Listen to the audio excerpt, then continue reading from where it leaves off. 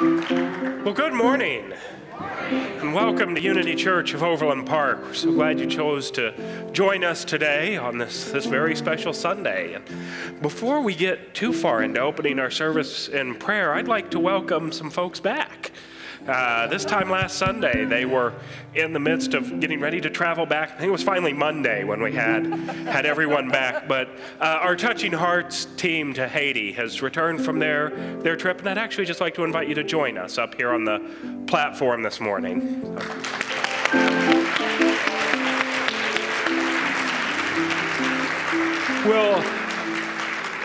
We'll have a time scheduled very soon for us to all come together and, I don't know, probably have a potluck or something and let you share about what you experienced and how this trip has affected your lives. So that'll be coming up very soon. Watch the website and the bulletin. But for now, we just want to welcome you back and bless you. So Reverend Jan, would you bless these folks and open our service in prayer? And so we begin by taking a deep breath. The light and life of Spirit as we surround each and every one of these folks and the two who are unable to be with us this morning with such love and gratitude for the work that was completed, for the solar panels and the painting and the medical missions, so much. And we also surround them with love and prayer and strength as we know that for them this was only the beginning. As eyes and hearts have been opened to see the world in a whole new way, we bless the seeds that were planted within you during this trip and know that they will continue to grow and bear much fruit in each of your lives. And for this, we are so grateful. And so now for our service, we once again breathe in and open wide to that mighty movement of Spirit in, through, and as us. We bless each and every one here this day. And we join together in simply saying, thank you, God. Together, thank you, God. And so it is. Amen. Right. And I'd like to invite our volunteer coordinator, Deb Philby, to join us up here on the platform to just share a little bit about next week's volunteer appreciation. Thank you, Reverend Brandon. Pardon me. Good morning. My name is Deb Philby, and I'm the volunteer coordinator here at Unity Church of Overland Park. Mahatma Gandhi said, if you want to find yourself, lose yourself in the service to others. So I would just like to take a moment to recognize our volunteers that have stepped into service over the last year. So if you have served this spiritual community in any way over the last year, if you would please stand, and if you're comfortable, remain standing. So if you have served as an usher, a greeter, or a member of the name tag team, if you have volunteered to help out with an outreach program, Share the Joy, Easter baskets, Pack a Backpack, or Community Link, please stand. If you are part of the sanctuary prep team, screens and lights, video, a service coordinator, or an offertory steward, please stand.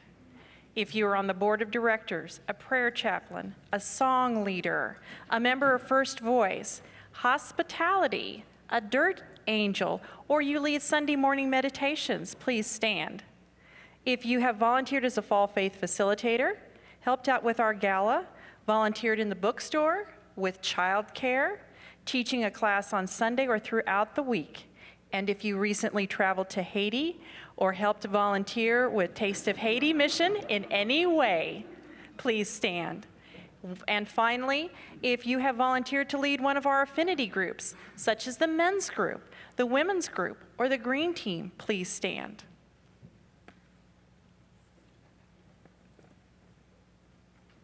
The volunteers here are the heart of our community. Please take a moment to look around and see how big this community's heart is. And if you would like to step into service and be part of this amazing energy, please see me after the service or contact me here at the church throughout the week. Thank you all.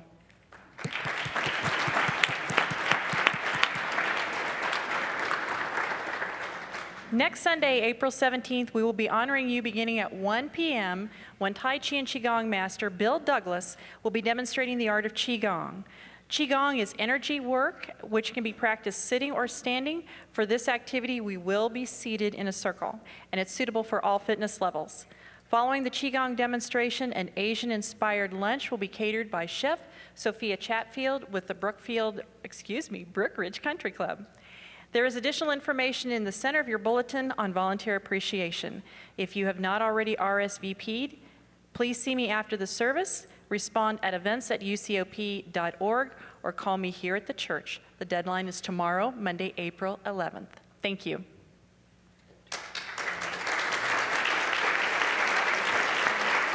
Thank you so much, Deb. And now let's all stand and join together and sing, I Trust in God. I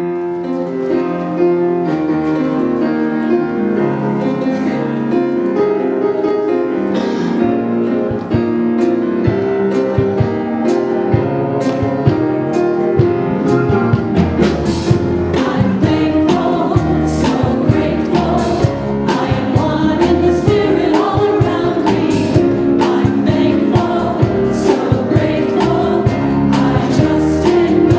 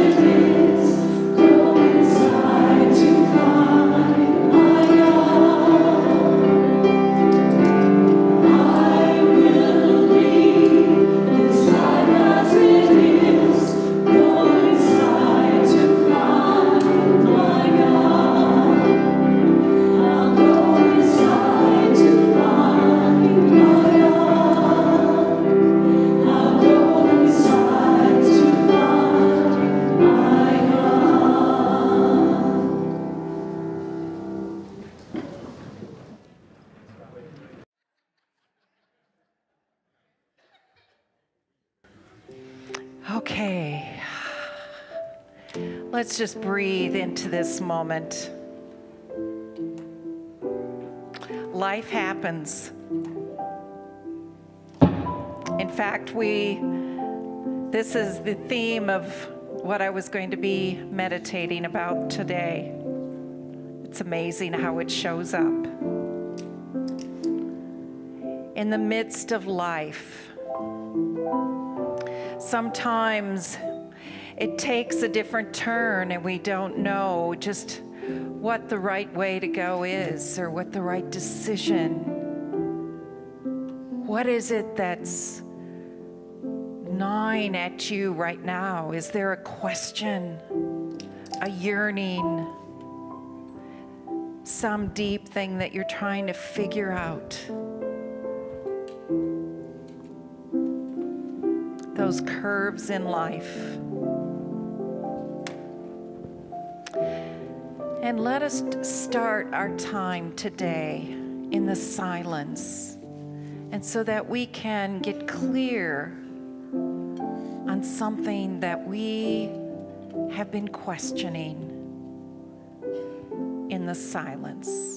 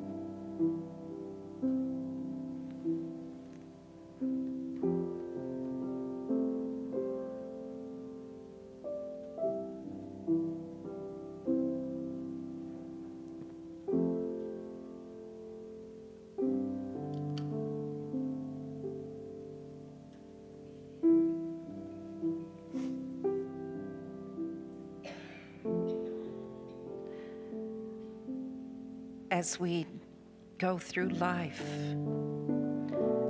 we simply do as we were singing. We go inside to find my God. We go inside in those times of questioning and wonder. We go inside and come home to the Christ of our being. For when we make those big decisions or those little decisions, whatever it is that is within our soul at any given time, we simply ask, is this bringing me clearer to my oneness with God, or is this taking me away? And we look and we sit with it. Is this making things clearer? Do I feel peace? For when it is bringing us closer and clearer with our oneness that we always are,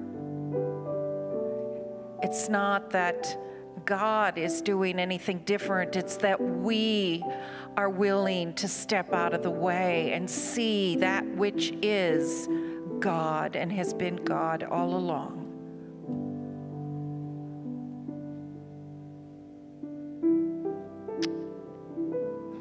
And we feel that oneness ever more clear, and we know what is ours to do at any given time.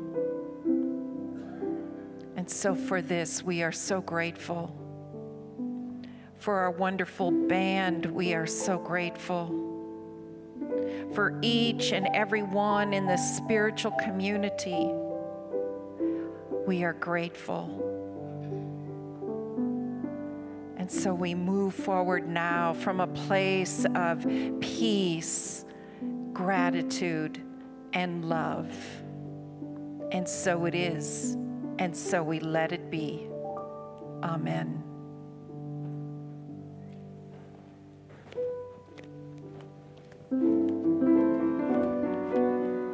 Please join with me in singing the echo version of the Lord's Prayer.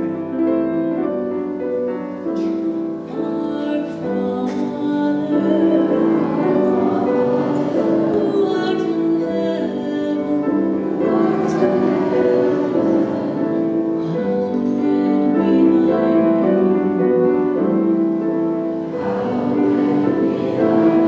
name. Thy kingdom come, thy will be done, on earth as it is in heaven. You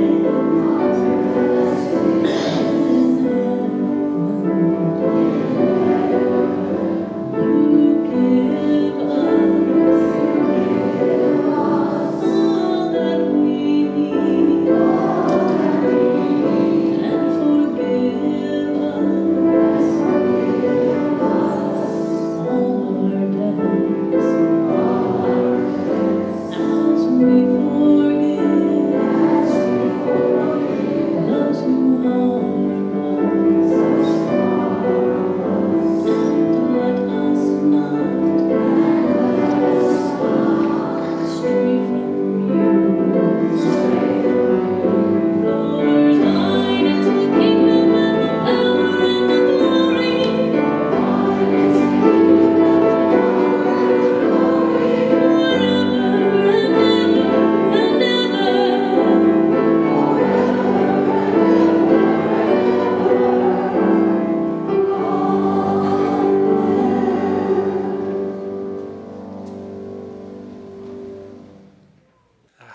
And you know, I don't know if you're anything like me, but it seems like right around Wednesday during the week, I feel like I need just kind of that little spiritual pick-me-up, that little sort of just shot, as Brian said last week, that shot of spiritual juice. Well, we have a wonderful opportunity for you coming up this Wednesday night to do just that. Kelly Potter's going to be here with us. The entire band will be here as we hold a concert entitled Harmony and Light, a concert for Molly Hammer. Many of you may have heard that Molly was diagnosed just a few weeks ago. She learned that her cancer had returned. And so as this community so often does, we said, well, what can we do? How can we support Molly?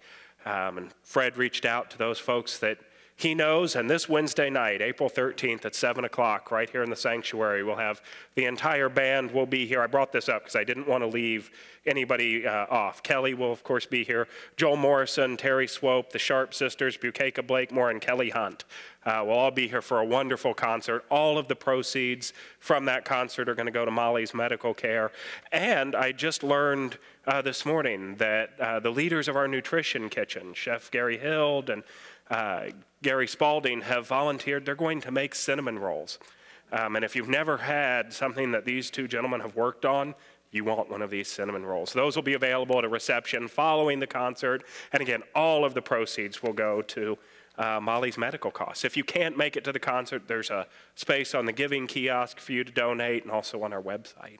So I hope to see you there. I'm going to put this back down here, but I'm not done. Don't worry. Saw a couple of you are like, oh, good, we can go. No, not yet. Not yet. We still have ethics to talk about, and this is going to be fun. It's going to be a lot of fun to talk about ethics because, in all honesty, it's how we interact with the world is based off of what we have told ourselves is right and wrong and what acceptable behavior is. And there's nothing we can really ever do to divorce ourselves from those viewpoints that we have when we look at the world. And so just so you know up front, I want to give you fair warning. You are going to have time to talk with each other during the service today. You're going to have time to discuss some of the concepts that I'm going to introduce to you and what you feel about them and what you believe about them and how you see them working in your life. You see, these questions of ultimate concerns, these questions of spiritual growth, they're not just something for us to interact with at a passive level, to sit here and hear about and go, oh, well, that was nice. I suppose I can try to be more loving. But they're things for us to engage with, to wrestle with and struggle with and challenge ourselves with. So we're going to do that today. You're going to have the chance to talk to each other, both at the potluck after this service and in the service today. And what I want you to know is that there's not one of us here today that has the full truth. There's not a single person in this room that has the complete understanding of the way the world works, complete with all of the mysteries of the world. If you do, please talk to me, because I have questions. We all have our version of the truth. We have our version that we've built up based off of the experiences that we've had in life. Based off of how we were raised and what we've learned and what we've read, we've created this version of how the world works. It's almost as if we have these glasses on all the time. And once I've put these glasses on, now you're all pink. And it doesn't matter what you do, you're always going to have that pink to me when I look at you. Well, we do the same thing in life. We've told ourselves what's right, what's wrong, what's acceptable behavior, what's not acceptable behavior. That's where our ethics come from. And it doesn't matter what happens in the world around you, you're always viewing it through these lenses. So we're going to talk about that a little bit later. We're going to talk about how it is that our unity-colored glasses affect how we see the world. But before we do that, let's just start just with the basic level of what ethics is. You see, a lot of people will immediately go, when they look at ethics, they immediately go to right and wrong. And they go to, well, let's get in an argument about is war justified? Or how do we punish people who break the law, and what's acceptable for punishment? And that's a phenomenally interesting level to get at. But there's so much that happens before we get to that discussion of what's right and what's wrong. The first level that ethicists often look at, and for you philosophy nerds out there, this is called meta-ethics. But this very first level is, where do our values come from? Where is it that those values originate with? And philosophers seem to go into two camps. And by the way, we can all be philosophers. You don't have to go to a fancy school to be a philosopher. You just have to look at the world around you and go, why does it work that way? But they fall into these two basic camps. The first camp is what I'll call an otherworldly approach to values. Our fun unity language would call it a metaphysical approach. It's beyond the physical realm. And what that approach says is that those morals, those values, those things that we know to be true as to how you live your life as a good person, those are eternal and unchanging. It doesn't matter when you lived, where you lived, you're alive, you have the same values and morals that everybody else does, because they come from beyond this physical plane. One of the biggest proponents of this theory was this guy right here. This is Plato. And Plato said that he found evidence for this in mathematics. All the math nerds are going, yes. But this was how Plato saw it. When he looked at the mathematical world, he noticed that this was always one. And if I took 1 and 1 and put them together, I had 2. And there was absolutely no amount of human intervention that was ever going to change that. 1 and 1 is always 2. If I take this and I shatter it into 1,000 pieces, it's now 1,000. It's no longer 1. 1 will always be 1. And what Plato said was that wasn't just limited to mathematics. That was the way the entire world worked. So our ethical principles, our morals, our values are unchanging. They're constant. They come from God. It's that divine presence that defines what is right, what is wrong, what is ethical. And because it comes from God, It is absolutely unchanging. Humans can't do anything about it. It's not ours to figure out what is ethical or not. It's ours to live it. That was what Plato believed. The other way of looking at it is what I'll call a much more worldly approach. It's a physical approach. It's based in this realm. And what that approach says is that, no, God has nothing to do with deciding what's right and what's wrong. We do. Humans create what's right and what's wrong. And that kind of makes some sense if you think back over the last 45 years. Think about something that's acceptable for us to do in society today that was not 45 years ago. Think about things that you used to be able to do that now people would tell you, why are you doing that? I love Mad Men. And there's a great example of this in Mad Men. They go to a picnic. They're sitting in the park. They have all of their trash and everything there. And at the end, what do? They don't get up and they go put it in the trash can. They get up and they just shake the blanket off, leave the box of chicken, and walk away. You would never do that today because what we value as a society has changed. So that's the other way to look at it. And if it comes from humans, that means that morality is not objective. Our ethics aren't objective. What's right and what's wrong, what's good and what's bad is defined by us as a society. And it changes as our society changes, as we learn more about each other, as we grow. So you have two different ways of viewing the world. One that says that God is responsible for defining what's right, what's wrong, what's moral, what's not moral, and the other that says that we get to.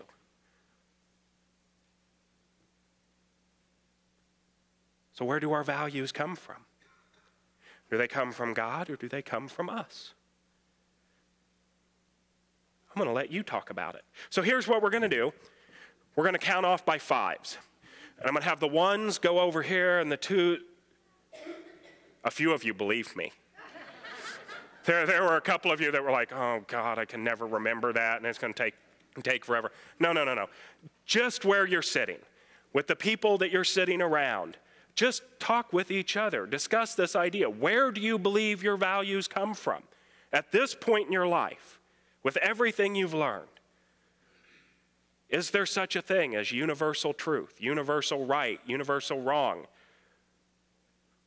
Or do we figure it out? Or is it both? Discuss.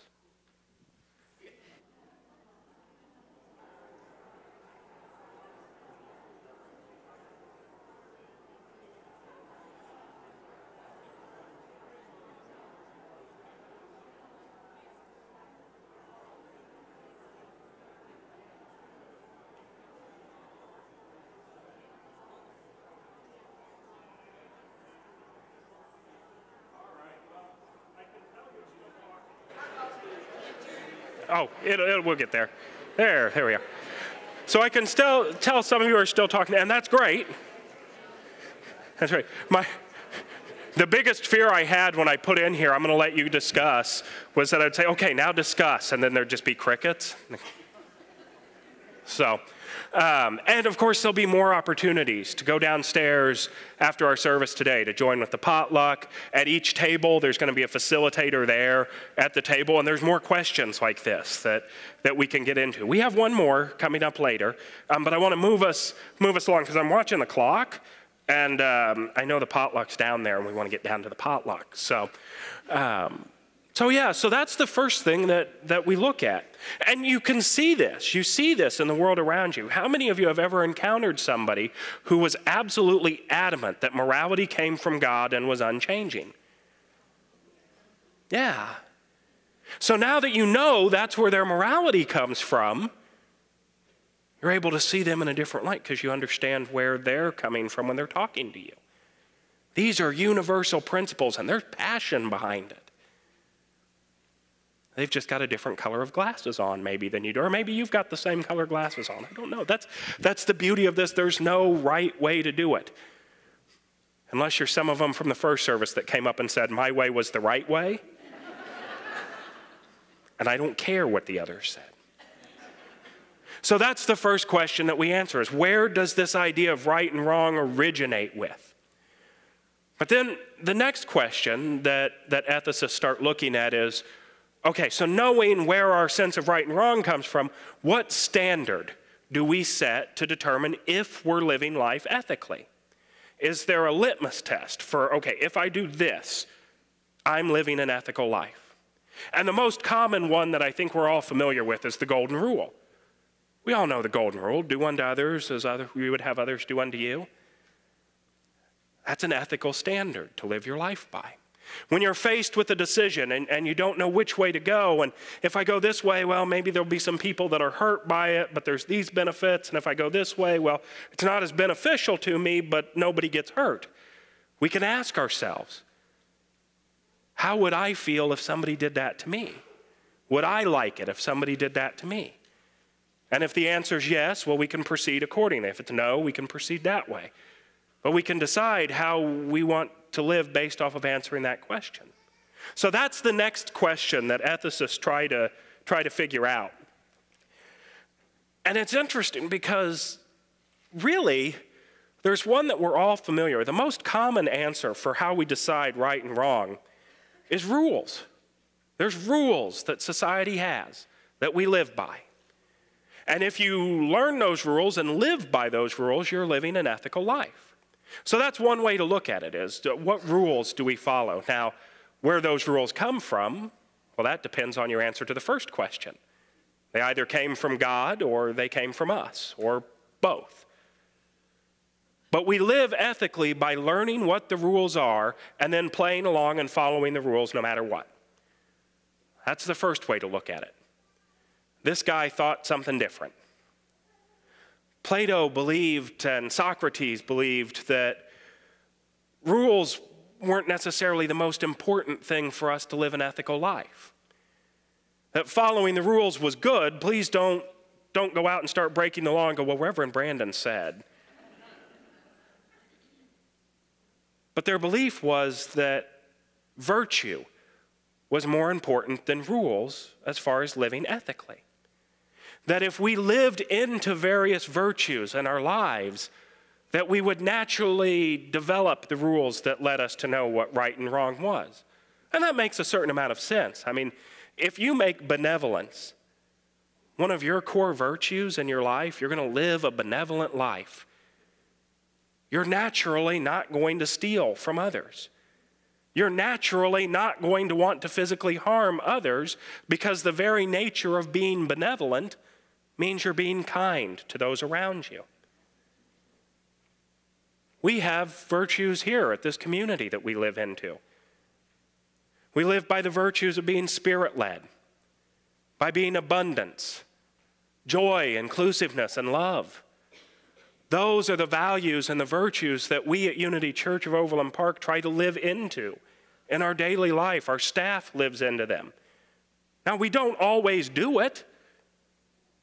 None of us are perfect, but these are the ideals that we set for ourselves. And what I would argue is that if you said today, I'm going to live my life from a place of love, I'm going to live my life from a place of inclusiveness, a place where I know that everyone is an expression of God, you're naturally going to develop that sense of how to treat people in a way that fits with right and wrong. So you're going to get a chance to talk some more with each other. But this time I want you to think about where your sense of right and wrong comes from. Does it come from a sense of there are certain rules I need to follow in my life, and I'm ethical when I live up to those rules, wherever they came from? Or does it come from somewhere else? Does it come from those values and virtues that you have? Would it be more important to you to do the loving thing than to necessarily follow what the letter of the law says? So again, two different ways of looking at it. Where does your sense of right and wrong come from? Does it come from what the law and the rules say? Or does it come from an attempt to live a virtuous life? Discuss.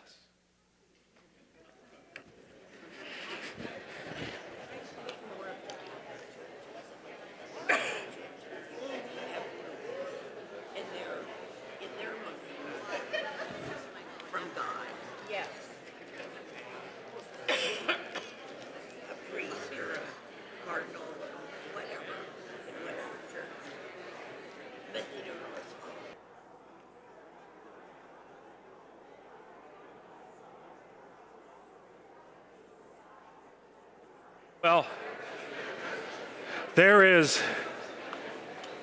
plenty of time for the discussion to keep going. We of course have the potluck after this, and I've been watching, and I know that many of you are discussing these things with the person that you came with. So feel free to keep talking about this, because the question I asked myself as I started putting this together was, what does this have to do with spirituality? What does this have to do with God? And what I realized is that it has everything to do with our spiritual growth. It has everything to do with God. You see, we're called to constantly be examining and questioning what it is that we believe is true about ourselves, what we believe is true about the world around us, and if necessary, changing what it is that we believe is true about the world around us. One of Unity's core teachings is that if we change the way that we think about a situation or an event, that event or situation changes to match our thinking. It doesn't mean it goes away, and I'll give you a perfect example that happened to me this morning. I woke up this morning with this stuff in my face. It's the joys of having an 18-month-old that really wants to share everything. Now, I had a couple of choices when I woke up this morning. My choice was to get caught, no, I don't feel well. Really, I should just call Reverend Jan and tell her I'm not going to be there this morning. Or I could choose to see it in a way that, well, it's there, but I can deal with it. I can push through it. I've got the strength within me. Neither of those two choices were going to make this go away. It's still here. But my reality changed as to how I was dealing with it. When we're walking around in the world with these glasses on our face, these glasses that tell us what's right, what's wrong, what's acceptable behavior, what's not acceptable behavior, everything we see gets shaded by these glasses. And unless we take the time to look within and to ask ourselves, do those feelings still hold true? Does that still matter? We'll always struggle in expressing that divine light that we are. We'll always struggle in being able to make the difference in the world that we want to make. We have to first seek to change ourselves, and then the world changes as a result. And all of that change begins by asking the questions, what do I believe? Do I still believe that? Does it still work for me in my life? Mahatma Gandhi has that famous quote, be the change that you want to see or you wish the world to see. Yeah. You know he didn't say that, right? He didn't. The closest verifiable remark from Mahatma Gandhi that I could find to that quote was, if we could change ourselves, the tendencies in the world would also change. As a man changes his own nature, so does the attitude of the world change towards him. We need not wait to see what others do. I guess that's harder to fit on a coffee mug. But I like that. That resonates with me better than just be the change you wish to see. If we change ourselves, the tendencies of the world change. And as we change our own nature, the attitude of the world changes towards us. We have to take opportunities like this to ask ourselves, what is it that we still believe? You know, it's easy to look at the news reports and to say, we haven't changed. Look at what's going on in the world today. It's no different than it was 30, 40, 50 years ago. I would say that's completely and totally untrue. We still have room to grow. We're not there yet. But think back to where we were 60 years ago. And then think about the calls to dialogue that we had from great leaders like Dr. Martin Luther King Jr., like Harvey Milk, like Cesar Chavez. People that stood up and said, hey, let's discuss the way this world works and the changes that have happened in our world because we made the commitment to answer that call to dialogue and to really look at Did what we believe about this person, these people, this place, this event, was that true? We say we want to express the Christ in our world. But I'll say it again.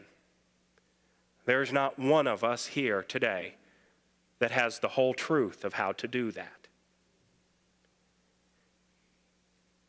The only way we get to that truth is through making a commitment to have a dialogue with each other, to discuss, to learn, to grow.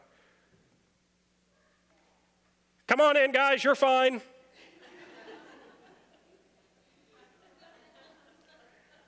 You can bless our love offering with us, it's okay.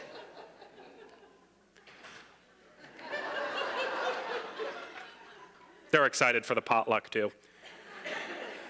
So I hope you'll join us downstairs, that you'll continue this dialogue, you'll continue asking yourselves why. Because if we truly want to make that difference, we have to commit to that sense of questioning and that sense of asking. I'll see you downstairs.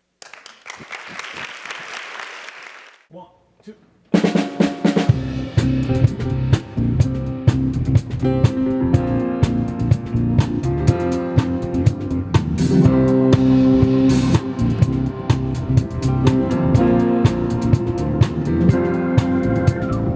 Life is like a good book. You live it page by page. The story of your journey unfolding every day. Sometimes you see the magic when all the pieces fit. Sometimes you sit there wondering who signed me up for this. There are questions we can't answer, reasons we can't see. Through the laughter and the tears, the courage and the fear, you learn to trust the mystery. To trust the mystery.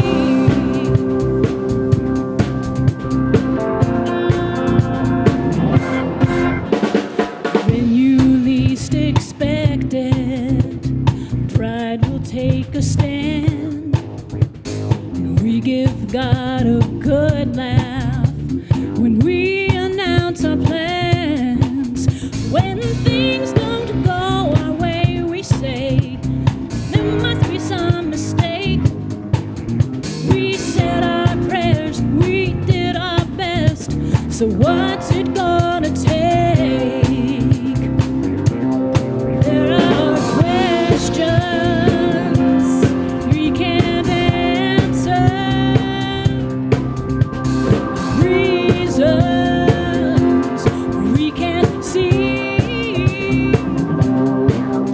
Through the laughter and the tears, the courage and the fears, we learn to trust the mystery. To trust the mystery.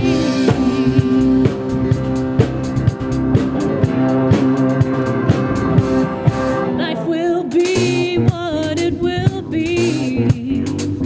Trust the mystery.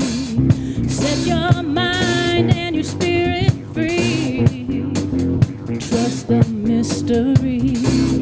Be who you were born to be. Trust the mystery. There's a choice that I can see. Just trust the mystery. There are questions you can't answer.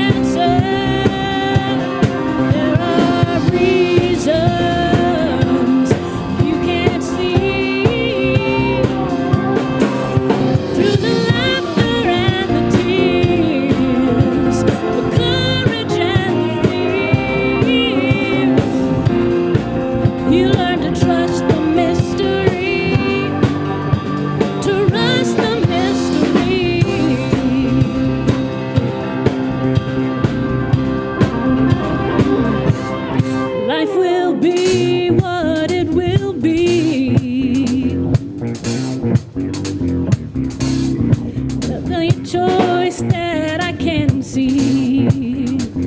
Trust the mystery. Be who you were born to be. The only choice that I can see is trust the mystery. Trust the mystery. Trust the mystery. Trust the